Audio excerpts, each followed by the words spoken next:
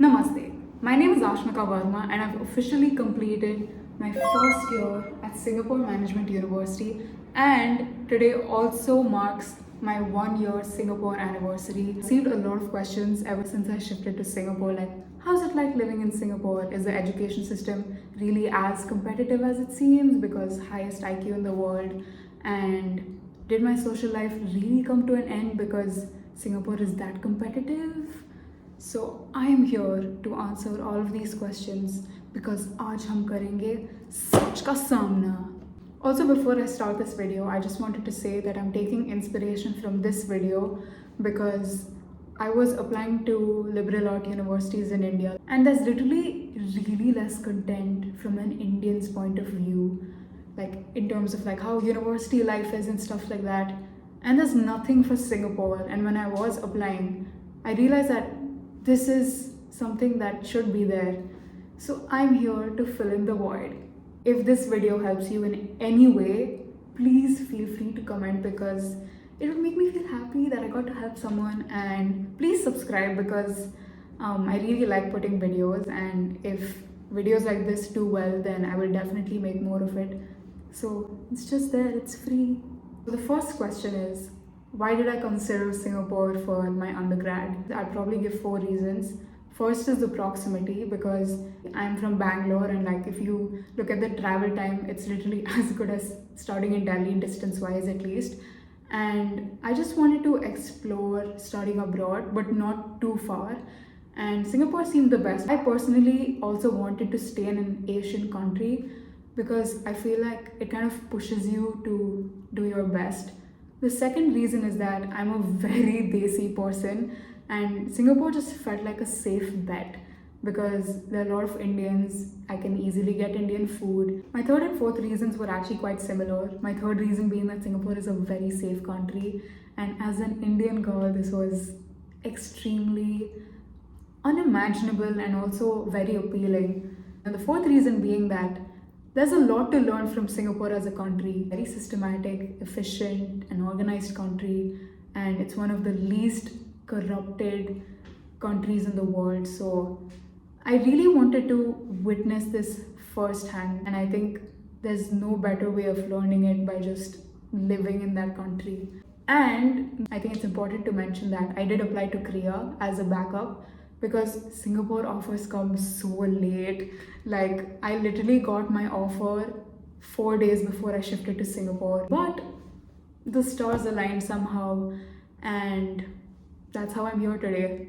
Moving on to the second question, what made me choose SMU over NUS or NTU? I applied to NUS, NTU and SMU, and I later applied to SIM as well. So I aimed for local universities, NUS, NTU, SMU, and SIM is a private university, but they had a lot of good courses. I also wanted to apply to SUSS, SUTD and James Cook, but they felt kind of new and they required SAT, and I don't want to give SAT for a Singaporean college. If you'd like a video particularly on the application process of Singapore universities, then drop a comment. Singapore universities in general, they look at high grades.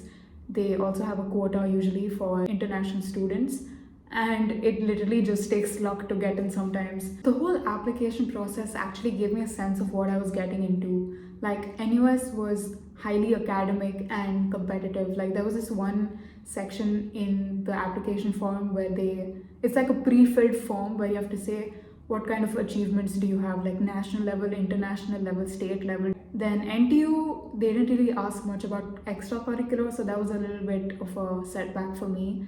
And SMU was actually quite holistic because they asked for a bunch of stuff. I just felt like they valued diversity more than NUS and NTU.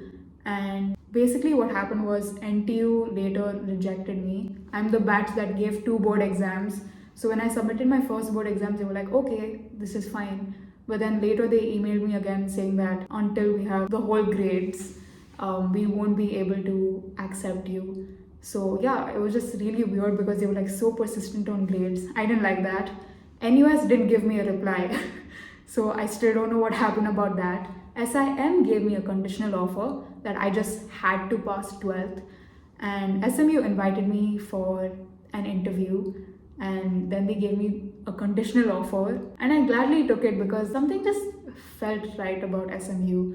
Maybe it's the fact that the only person I knew who studied in SMU was my school founder, Dr. Trista Ramamurthy, and I've always had a lot of admiration for her because she would give like talks during graduation and investiture, and she always had something so meaningful to say.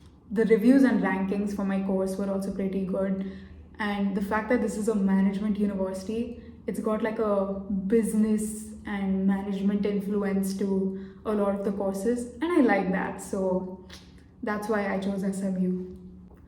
The third question is, how is the campus and overall infrastructure like? So for answering this question, I'm going to talk about four things. I'll be talking about the campus itself, transport, food options, and accommodation. So coming to the first point, the campus, I made a video of me going to campus for the first time, and the main reason why I recorded that video is so that I'm still grateful about kind of infrastructure SMU offers. If you want, I would probably make a better video where I actually explain what stuff is in SMU. Overall, the infrastructure is quite systematic and organized, and even like the infrastructure in Singapore itself, as a person who easily gets lost, Singapore is quite idiot proof. Like, there are signages and boards everywhere, so if you get lost, you just look up and you'll always have an answer. In terms of transport, it's insane. The connectivity is so good, and I'm from Bangalore, so you can imagine the kind of traffic I have dealt with. You have to travel from one end of Singapore to the other end. It takes 2 hours. So if you're taking 1 hour, it means you're actually quite far in Singapore standards. It's pretty decent as long as you can pre-plan, and you can experiment so much. Sometimes I take the MRT, sometimes I take the bus home, sometimes I cycle back home or just walk back a distance. Connectivity is really good because SMU's in the center, and there are 3 MRT stations that you can go to. In terms of food options, I am a pseudo vegetarian. I think for this eating preference, it's a little limited. Singapore has a lot of options.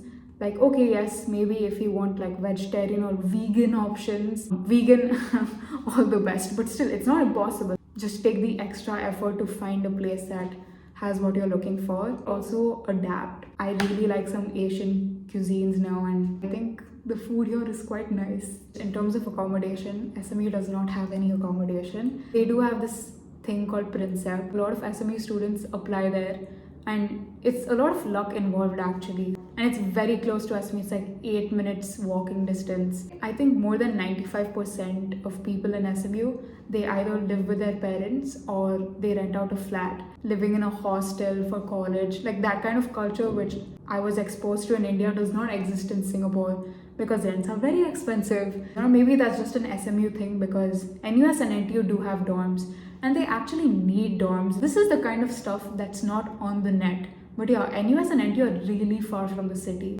Moving on to the fourth question, what's the cost of living like as a student, and is there any scholarship or financial aid? When I was applying for SMU, they also had a scholarship program called the Lee Kong Chian Scholar Program. I was very proud of my essay for this one, but turns out that because I didn't sign up for the tuition grant, that whole essay became invalid.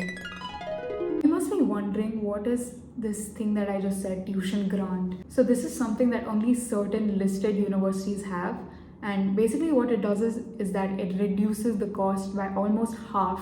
The only condition is that you need to work for 3 years in Singapore or in a Singaporean entity. You're not even paying anything back unless you weren't able to find a job, and then you have to like pay a fine. But you might not have to pay the fine if you can show that you really tried applying for jobs, and you have to like show a certain number of rejections. This is the kind of financial aid that you can receive if you choose to study in these listed universities. Initially, I was quite apprehensive of taking up the tuition grant because I wasn't sure whether I wanted to do masters later, and I felt like signing up for this is kind of putting me in this weird spot because I am basically signing up a contract with the Singapore government that I will work here for 3 years. But this would also hinder my academic progress or journey in a way. But I talked to a lot of seniors who had the same confusion. I think almost every senior strongly recommended it to me for three reasons. Financially, it makes a lot more sense because your tuition fee is getting reduced by half. And let's say you do get a job, then you're just earning money and you're not paying anyone as such. So that's first. Second thing being that a lot of master's programs actually require some work experience. So if you sign up for the tuition grant, it's basically doing something that you might have anyways had to do. And the third reason being that because you're going to stay here for 3 years, you can see whether Singapore is the fit for you. Like if you want to settle here, if you want to apply for Singapore PR. In terms of cost of living, it's very expensive. My average monthly expenditure is about 420 Singapore dollars. We spend on food and transport. So these are the main things. If you get like decent food with like decent prices, it's usually under $10. And if you get really lucky, then maybe under $5. And if you want like a very fancy meal, then it's definitely above $10 or $20. In terms of transport, because I commute from the east to the center almost every day, I spend about $3 to $4. And you can also consider getting a concession card if you think that makes more sense to you. Moving on to the fifth question, how hard is the education system in Singapore? So this is a very subjective question. This is purely based on my experiences. India is a very competitive country. We have JEE, we have NEET, we have CLAT, we have all these competitive exams. So I think the competitive drive itself is there. I'm not disregarding it, but I feel like the environment in Singapore is way more competitive. Everyone is chasing for that A+. Everyone is like driven and very hardworking.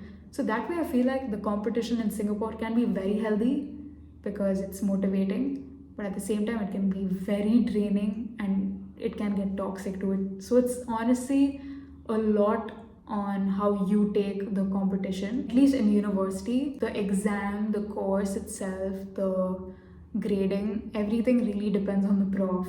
And I feel like some courses can be very challenging. For example, I did CBSE in 11th and 12th and I did not do math. And when I came to university, they made me do calculus and stats and they were very challenging and I didn't really enjoy doing it also.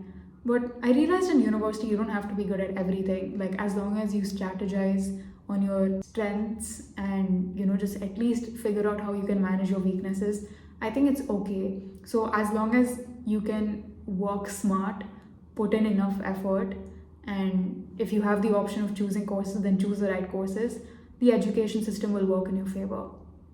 Sixth question, how is your social life like and did it die down once you joined university? I mean, it really depends on the kind of person you are, like if you're extroverted, introverted, your personality type and stuff like that. And I just realized that in general, I don't really need company anywhere I go. And that's such a nice feeling because I was in Bangalore. I would have had to hang out with a group of people and only then I'm like allowed to roam around and go out by myself.